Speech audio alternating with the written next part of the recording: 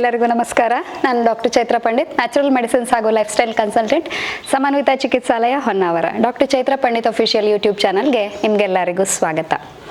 ಈ ಮೊದಲು ನಾನು ಒಂದು ಮಂಡಿ ಗಂಟಿನ ನೋವನ್ನು ಪರಿಹಾರ ಮಾಡ್ಕೊಳ್ಳೋದು ಹೇಗೆ, ಯಾವುದನ್ನು ಮಾಡಬೇಕು ಯಾವುದನ್ನು ಮಾಡಬಾರ್ದು ಅನ್ನೋವಂತಹ ವಿಷಯದ ಬಗ್ಗೆ ಒಂದು ವಿಡಿಯೋವನ್ನು ಮಾಡಿ ಹಾಕಿದ್ದೆ. ಅದಕ್ಕೆ ಅಭೂತಪೂರ್ವವಾದಂತಹ ವ್ಯೂಸ್ ಬಂದಿದೆ, ಹಾಗೆಯೇ ತುಂಬ ಜನ ಕಾಮೆಂಟ್ಸ್ ಮಾಡಿದ್ದಾರೆ. ಆದರೆ ಅದರಲ್ಲಿ ಹೆಚ್ಚಿನ ಜನ ಏನು ಕೇಳಿದ್ದಾರೆ ಅಂತಂದರೆ, ಮೇಡಮ್ ಇದಕ್ಕೆ ಕಡಿಮೆ ಮಾಡಿಕೊಳ್ಳುವಂತಹ ಕೆಲವೊಂದು ಸರಳವಾದ ವ್ಯಾಯಾಮವನ್ನು ಹೇಳ್ಕೊಡಿ ಅಂತ ಹೇಳಿ ತುಂಬ ಜನ ರಿಕ್ವೆಸ್ಟ್ ಮಾಡಿದ್ದಾರೆ. ಸೊ ಅವರೆಲ್ಲರ ಒಂದು ರಿಕ್ವೆಸ್ಟ್ನ ಮೇರೆಗೆ ಇವತ್ತಿನ ಈ ಒಂದು ವಿಡಿಯೋವನ್ನು ನಾನು ಮಾಡ್ತಾ ಇದ್ದೀನಿ. ಮಂಡಿ ಗಂಟು ನೋವು ನಿಮಗೆ ಶುರುವಾಗಿದೆ ಅಂತ ಅನಿಸಿದಾಗ, ಫಸ್ಟ್ ಸ್ಟೇಜ್ ಸೆಕೆಂಡ್ ಸ್ಟೇಜಲ್ಲಿ ಇದ್ದಾಗನೇ ನೀವು ಕೆಲವೊಂದು ಸರಳ ಸಿಂಪಲ್ ಆಗಿರುವಂತಹ ವ್ಯಾಯಾಮವನ್ನು ಪ್ರತಿದಿನ ಮಾಡ್ತಾ ಹೋಗೋದ್ರಿಂದ ಮಂಡಿ ಗಂಟಿನ ನೋವನ್ನು ಆರಾಮವಾಗಿ ಕಡಿಮೆ ಮಾಡ್ಕೊಳ್ಬಹುದಾಗಿದೆ. ಅದರ ಒಂದು ಫ್ಲೆಕ್ಸಿಬಿಲಿಟಿಯನ್ನು ಹೆಚ್ಚು ಮಾಡ್ಕೊಳ್ಬಹುದು, ಆ ಸ್ಟಿಫ್ನೆಸ್ಸನ್ನು ಕಡಿಮೆ ಮಾಡ್ಕೊಳ್ಬಹುದು, ಬಾವು ಬರದೇ ಇರೋ ಹಾಗೆ ನೋಡ್ಕೊಳ್ಬಹುದು, ಮಂಡಿಯ ಮೇಲೆ ಹೆಚ್ಚು ಪ್ರೆಷರ್ ಆಗದೆ ಇರೋ ಹಾಗೆ ನೋಡ್ಕೊಳ್ಬಹುದು. ಸೊ ಇದನ್ನೆಲ್ಲ ಆಗಬೇಕು ಅಂತಂದರೆ ನೀವು ಈಗ ನಾನು ಹೇಳ್ಕೊಡುವಂತಹ ಒಂದು 4-5 ಸರಳ ವ್ಯಾಯಾಮಗಳನ್ನು ನಿತ್ಯ ಮಾಡ್ತಾ ಬರೋದ್ರಿಂದ ಈ ಎಲ್ಲ ಫಲಗಳನ್ನು ನೀವು ಅನುಭವಿಸ್ಬೋದು. ಬನ್ನಿ ವ್ಯಾಯಾಮವನ್ನು ಮಾಡೋಣ. ಓಕೆ, ಬನ್ನಿ ಇವಾಗ ವ್ಯಾಯಾಮವನ್ನು ಶುರು ಮಾಡೋಣ. ವ್ಯಾಯಾಮ ಶುರು ಮಾಡೋದಕ್ಕೆ ನೀವೆಲ್ಲಾದರೂ ಒಂದು ಕಡೆ ಈ ಥರ ನಾನು ಇವಾಗ ಕೂತ್ಕೊಂಡಿರೋ ಥರ ಒಂದು ಕಂಫರ್ಟಬಲ್ ಆಗಿ ಕಾಲನ್ನು ಮುಂದೆ ಚಾಚ್ಕೊಂಡು ಕೂತ್ಕೊಂಡಿರಬೇಕು. ಅದು ನೀವು ಬೆಡ್ ಮೇಲೆ ಕೂತ್ಕೊಂಡು ಸಹ ಮಾಡ್ಬೋದು, ಏನೂ ಸಮಸ್ಯೆ ಇಲ್ಲ. ಇಲ್ಲ ಅಂತಂದರೆ ನೆಲಕ್ಕೆ ಕೂತ್ಕೊಂಡು ಸಹ ಮಾಡ್ಬೋದು, ಯಾವುದೇ ಸಮಸ್ಯೆ ಇಲ್ಲ. ಇನ್ನು ಹೀಗೆ ಕೂತ್ಕೊಂಡಿರುವಾಗ ಮೊಟ್ಟ ಮೊದಲನೇ ಒಂದು ವ್ಯಾಯಾಮ ಅಂತಂದರೆ ಆ್ಯಂಕಲ್ ಪಂಪ್ಸ್ ಅಂತ ಹೇಳ್ತೀವಿ, ಅಥವಾ ನಾವು ಮೊಣಕಾಲು ಗಂಟುಗಳ ವ್ಯಾಯಾಮ ಅಂತ. ಈಗ ನೋಡಿ ನಾನು ಮಾಡ್ತಾ ಇದ್ದೀನಿ. ಈ ಮೊಣಕಾಲು ಗಂಟುಗಳನ್ನು ನಿಮ್ಮ ಕಡೆಗೆ ಎಳ್ಕೊಳ್ಳೋ ಅಂಥದ್ದು, ಹಾಗೆಯೇ ಆ ಕಡೆ ಬಿಡೋ ಅಂಥದ್ದು. ಕರೆಕ್ಟಾಗಿ ಎಳ್ಕೊಳ್ಬೇಕು, ಆನಂತರ ಲೂಸಾಗಿ ಬಿಟ್ಬಿಡೋ ಅಂಥದ್ದು. ಅದನ್ನು ತುಂಬ ಟೈಟಾಗಿ ಕಾಲನ್ನೆಲ್ಲ ಟೈಟ್ ಮಾಡಿ ಮಾಡಬಾರ್ದು. ಆರಾಮವಾಗಿ ನೀವು ಅದನ್ನು ನಿಮ್ಮ ಕಡೆಗೆ ಎಳ್ಕೊಳ್ಬೇಕು, ನಿಮ್ಮ ಪಾದಗಳನ್ನು. ಆನಂತರ ಸ್ಲೋ ಆಗಿ ಬಿಟ್ಬಿಡೋ ಅಂಥದ್ದು. ಇದು ಮೊದಲನೇ ವ್ಯಾಯಾಮ, ಆ್ಯಂಕಲ್ ಪಂಪಿಂಗ್ ಅಂತ ಹೇಳ್ತೀವಿ. ಇದನ್ನು ನೀವೊಂದು 10 ಬಾರಿ ಈ ರೀತಿಯ ಒಂದು ವ್ಯಾಯಾಮವನ್ನು ನೀವು ಮಾಡ್ಕೊಳ್ಬಹುದು. ಇದರಿಂದ ಏನಾಗತ್ತಪ್ಪ ಅಂತಂದರೆ ಕೆಳಗಡೆ ಪಾದದ ಕೆಳಭಾಗದಲ್ಲಿರುವಂತಹ ಎಲ್ಲ ಮಾಂಸಖಂಡಗಳು ಸ್ಟ್ರೆಚ್ಚಿಂಗ್ ಆಗಿಬಿಟ್ಟು ನಿಮಗೆ ಒಂದು ಫ್ಲೆಕ್ಸಿಬಿಲಿಟಿಯನ್ನು ಕೊಡುತ್ತೆ. ಮಂಡಿ ಗಂಟನ್ನು ಆರಾಮದಾಯಕವಾಗಿ ಮೂವ್ ಮಾಡೋ ಹಾಗೆ ಇದು ಮಾಡಿಕೊಡುತ್ತೆ. ಇಲ್ಲ ಅಂತಂದರೆ ತುಂಬ ಜನರಿಗೆ ನೀವು ನೋಡಿರಬಹುದು, ಅವರೆಲ್ಲಾದರೂ ಒಂದು ಕಡೆ ತುಂಬ ಹೊತ್ತು ಕೂತ್ಕೊಂಡು ಎದ್ದು ಮುಂದೆ ಹೋಗ್ತಾರೆ ಅಂತಂದಾಗ ನಡೆಯೋದಕ್ಕೆ ಬರೋದಿಲ್ಲ, ಕುಂಟುವಂಥ ಒಂದು ಸಂದರ್ಭ ಇರುತ್ತೆ. ಯಾಕಂತಂದರೆ ಇಲ್ಲಿ ಬಿಟ್ಕೊಡೋದಿಲ್ಲ, ಅದು ಮಸಲ್ಸ್ಗಳು ಟೈಟ್ ಆಗಿಬಿಟ್ಟಿರುತ್ತೆ. ಆದ್ದರಿಂದಾಗಿ ಅಂತಹ ಒಂದು ಸಂದರ್ಭ ಇರುತ್ತೆ.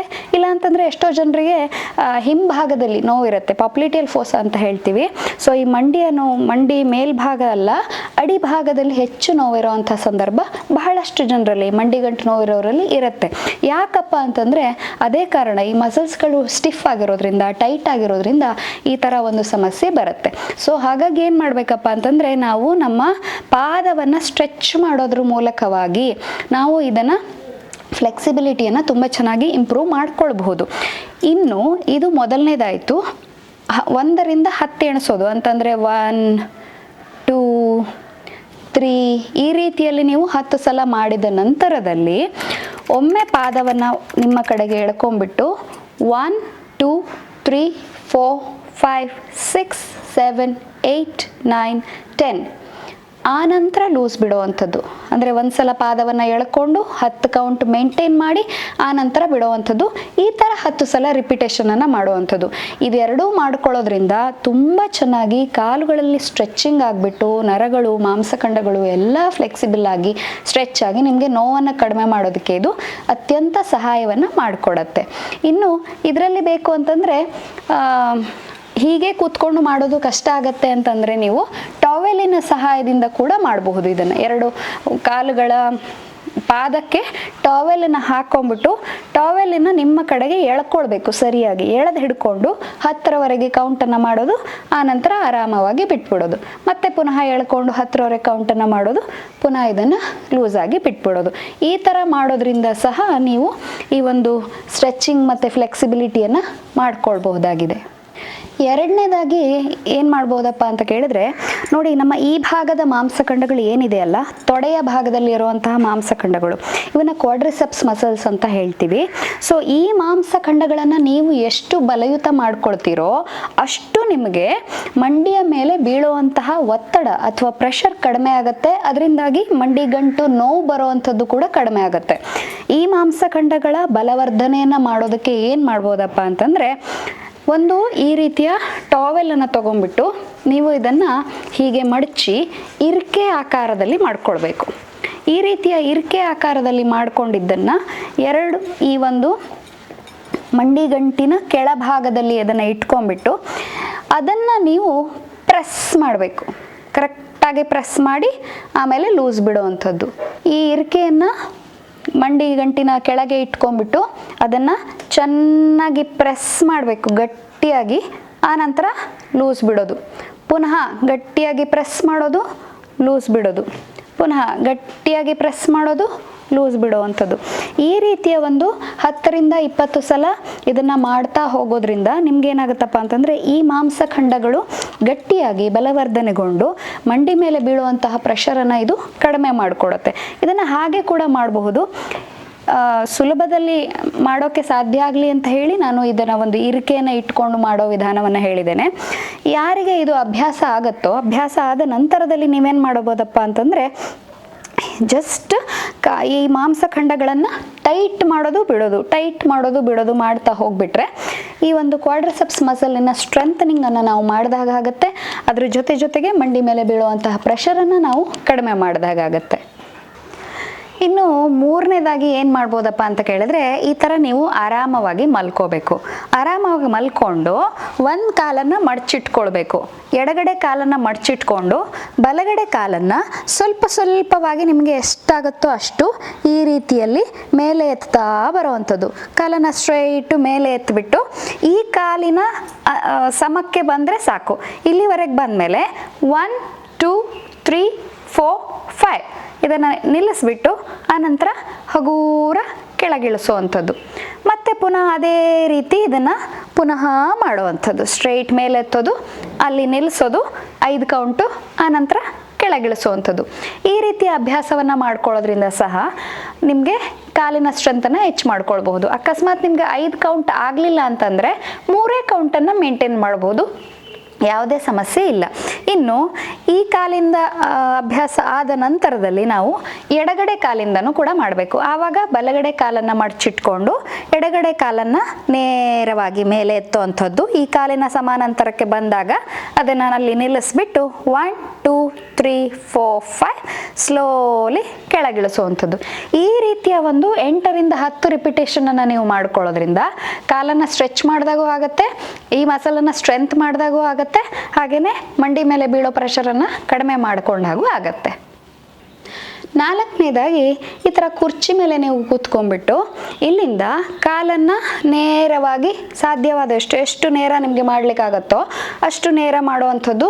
ಮೇಲೆ ಎತ್ತಿಬಿಟ್ಟು ಆಮೇಲೆ ನಿಧಾನವಾಗಿ ಕೆಳಗಿಳಿಸೋದು, ಪುನಃ ಮೇಲೆ ಎತ್ತೋದು, ಸ್ಟ್ರೈಟ್ ಮಾಡೋದು ಕಾಲನ್ನು, ಆನಂತರ ಕೆಳಗಿಳಿಸುವಂಥದ್ದು. ಈ ರೀತಿಯಲ್ಲಿ ಕೂಡ ನೀವು ಒಂದು 8ರಿಂದ 10 ರಿಪಿಟೇಷನನ್ನು ಮಾಡ್ಕೊಳ್ಬಹುದು.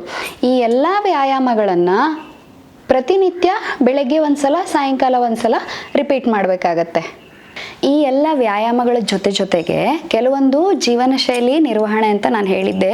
ಹೋದ ವಿಡಿಯೋದಲ್ಲಿ ನಾನು ಕೆಲವೊಂದು ಸಿಂಪಲ್ ಟಿಪ್ಸ್ಗಳನ್ನು ನಿಮ್ಗೆ ಹೇಳ್ಕೊಟ್ಟಿದ್ದೆ. ಏನಪ್ಪ ಅಂತಂದರೆ, ಕಾಲನ್ನು ತುಂಬ ಮಡಚ್ಕೊಳ್ಬಾರ್ದು ಅಂತಂದರೆ, ಕಾಲನ್ನು ತುಂಬ ಮಡಚ್ತಾ ಹೋದಷ್ಟು ಅದರ ಮೇಲೆ ಬೀಳುವಂತಹ ಒತ್ತಡ ಜಾಸ್ತಿಯಾಗಿ ಪುನಃ ನೋವು ಬರುತ್ತೆ, ಮತ್ತು 2 ಮೂಳೆಗಳ ಮಧ್ಯದ ಅಂತರ ಕಡಿಮೆ ಆಗ್ತಾ ಹೋಗುತ್ತೆ, ಅದರಿಂದಾಗಿ ಮತ್ತೆ ನೋವು ಹೆಚ್ಚಾಗತ್ತೆ. ಸೊ ಆದ್ದರಿಂದ ನೀವು ಎಲ್ಲೇ ಕೂತ್ಕೊಳ್ಳುವಾಗಲೂ ಸಹ ಕಾಲನ್ನು ಹಿಂದೆ ಇಟ್ಕೊಳ್ಳದೆ ಸ್ವಲ್ಪ ಮುಂದೆ ಇಟ್ಕೊಂಡು ಕೂತ್ಕೊಳ್ಳುವಂತಹ ಒಂದು ಪರಿಕ್ರಮವನ್ನು ಮಾಡ್ತಾ ಹೋಗಬೇಕು ಅನ್ನುವಂಥದ್ದನ್ನು ಹೇಳ್ಕೊಟ್ಟಿದ್ದೆ. ಸೊ ಆದ್ದರಿಂದ ಅದನ್ನು ಅಭ್ಯಾಸ ಮಾಡಬೇಕು. ಜೊತೆಗೆ ಅನಾವಶ್ಯಕವಾಗಿ ಸ್ಟೆಪ್ಸ್ ಹತ್ತಿ ಇಳಿಯುವಂಥದ್ದು ಅಥವಾ ತುಂಬ ದೂರ ವಾಕಿಂಗ್ ಹೋಗಿ ಬರುವಂಥದ್ದು, ಏರ್ ಹತ್ತಿ ಇಳಿಯುವಂಥದ್ದು, ಇಂಥದ್ದನ್ನೆಲ್ಲ ಅಭ್ಯಾಸವನ್ನು ಮಾಡಬಾರದು. ಇದರಿಂದ ನೀವು ಹೆಚ್ಚು ಸಮಯದವರೆಗೆ ನಿಮ್ಮ ಮಂಡಿಗಳ ಆರೋಗ್ಯ ರಕ್ಷಣೆಯನ್ನು ಮಾಡ್ಕೊಂಡಂಗೆ ಆಗುತ್ತೆ, ಅವುಗಳನ್ನು ಹೆಚ್ಚು ಸ್ಟ್ರಾಂಗ್ ಮಾಡ್ಕೊಂಡಂಗೆ ಆಗುತ್ತೆ. ಇದ್ರ ಜೊತೆಗೆ ಕೆಲವೊಂದು ವಿಟಮಿನ್ ಡಿ, ಕ್ಯಾಲ್ಶಿಯಂ ಸಪ್ಲಿಮೆಂಟೇಷನ್ ಕೂಡ ನೀವು ತಗೊಳ್ಬಹುದು. ಅಗತ್ಯ ಇದೆ ಅಂತಂದರೆ ಕೆಳಗಡೆ ಬರ್ತಾ ಇರೋ ನಂಬರಿಗೆ ಕಾಂಟ್ಯಾಕ್ಟ್ ಮಾಡಿ ತರಿಸ್ಕೊಳ್ಬಹುದಾಗಿದೆ. ಹಾಗಾಗಿ ಈ ಥರದ ವ್ಯಾಯಾಮಗಳನ್ನು ನೀವು ದಿನನಿತ್ಯ ಪಾಲನೆ ಮಾಡ್ತಾ ಬನ್ನಿ. ಬೆಳಗ್ಗೆ ಹೊತ್ತು ಮತ್ತು ಸಾಯಂಕಾಲ 2 ಹೊತ್ತು ಮಾಡಿದರೆ ಸಾಕು. 8ರಿಂದ 10 ರಿಪಿಟೇಷನನ್ನು ರಿಪೀಟ್ ಮಾಡಬೇಕು. ಮತ್ತು 15 ರಿಪಿಟೇಷನ್ವರೆಗೂ ಹೋಗ್ಬೋದು. ಅದನ್ನೇ 2 ಸೆಟ್ಟು 3 ಸೆಟ್ಟು ಕೂಡ ಮಾಡ್ಬೋದು. ಆದರೆ ನಿಧಾನವಾಗಿ ಪ್ರಾರಂಭ ಮಾಡಿ ಒಂದೇ ಸಲ ಜಾಸ್ತಿ ಮಾಡಿಕೊಂಡು ಮರುದಿವಸ ನೋವು ಹೆಚ್ಚಾಗಿ ಮಾಡದೇ ಇರೋ ಹಾಗೆ ಮಾಡಬಾರ್ದು. ಸೊ ನಿಧಾನವಾಗಿ ಶುರು ಮಾಡಿಕೊಂಡು ಅಷ್ಟೇ ಸ್ವಲ್ಪ ಸ್ವಲ್ಪ ಮಾಡ್ತಾ ಹೆಚ್ಚು ಮಾಡ್ಕೊಳ್ತಾ ಹೋಗಿ ಸ್ಟ್ರೆಂತನ್ನು ಗೇನ್ ಮಾಡ್ಕೊಳ್ಳಿ. ಕಾಲಿನ ಸ್ಟ್ರೆಂತನ್ನು ಹೆಚ್ಚು ಮಾಡ್ಕೊಳ್ಳಿ. ಮಂಡಿ ಮೇಲೆ ಬೀಳೋ ಪ್ರೆಷರನ್ನು ಕಡಿಮೆ ಮಾಡ್ಕೊಳ್ಳಿ. ಇದರಿಂದ ನೋವು ಬೇಗ ಕಡಿಮೆ ಆಗ್ತಾ ಬರುತ್ತೆ. ಹಾಗೆಯೇ ಇದರ ಮುಂದಿನ ಹಂತದ ವ್ಯಾಯಾಮಗಳೇನಾದರೂ ನಿಮಗೆ ಬೇಕು, ಅಗತ್ಯ ಇದೆ ಅಂತ ಏನಾದರೂ ನಿಮಗಿದ್ರೆ ದಯವಿಟ್ಟು ಕಮೆಂಟ್ ಬಾಕ್ಸಲ್ಲಿ ನನಗೆ ಬರೆದು ತಿಳಿಸಿ. ಮುಂದಿನ ವಿಡಿಯೋವನ್ನು ಕೂಡ ನಾನು ಆ ಎಲ್ಲ ಎಕ್ಸಸೈಸ್ಗಳನ್ನು ನಿಮ್ಮ ಜೊತೆಗೆ ಶೇರ್ ಮಾಡ್ಕೊಳ್ಳೋದಕ್ಕೆ ಇಷ್ಟಪಡ್ತೀನಿ. ಈ ಥರದ ಒಂದು ನ್ಯಾಚುರಲ್ ಟಿಪ್ಸ್ ಆ್ಯಂಡ್ ಟ್ರಿಕ್ಸು, ಮನೆಮದ್ದುಗಳು, ಬೇರೆ ಬೇರೆ ರೀತಿಯ ವ್ಯಾಯಾಮಗಳು ಅಥವಾ ಯೋಗ ಪ್ರಾಣಾಯಾಮಗಳು, ಇವುಗಳನ್ನೆಲ್ಲ ನಾನು ನನ್ನ ಹಲವಾರು ವಿಡಿಯೋಗಳ ಮುಖಾಂತರ ನಿಮಗೆ ತಿಳಿಸ್ಕೊಡುವಂಥ ಒಂದು ಪ್ರಕ್ರಿಯೆಯನ್ನು ಈ ನನ್ನ ಯೂಟ್ಯೂಬ್ ಚಾನಲ್ ಮೂಲಕ ಮಾಡ್ತಾ ಇದ್ದೀರಿ. ಸೊ ಅದರಿಂದ ಇಂಥದ್ದೇ ಹಲವಾರು ವಿಷಯಗಳ ಮಾಹಿತಿಯುಕ್ತ ವಿಡಿಯೋಗಳನ್ನು ನಿಮ್ಮ ಮುಂದೆ ತಗೊಂಡು ಬರೋದಕ್ಕೆ ಇಷ್ಟಪಡ್ತೀನಿ.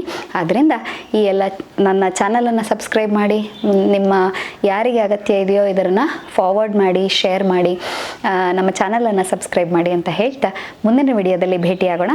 ಅಲ್ಲಿವರೆಗೆ ಆರೋಗ್ಯವಾಗಿರಿ. ನಮಸ್ಕಾರ.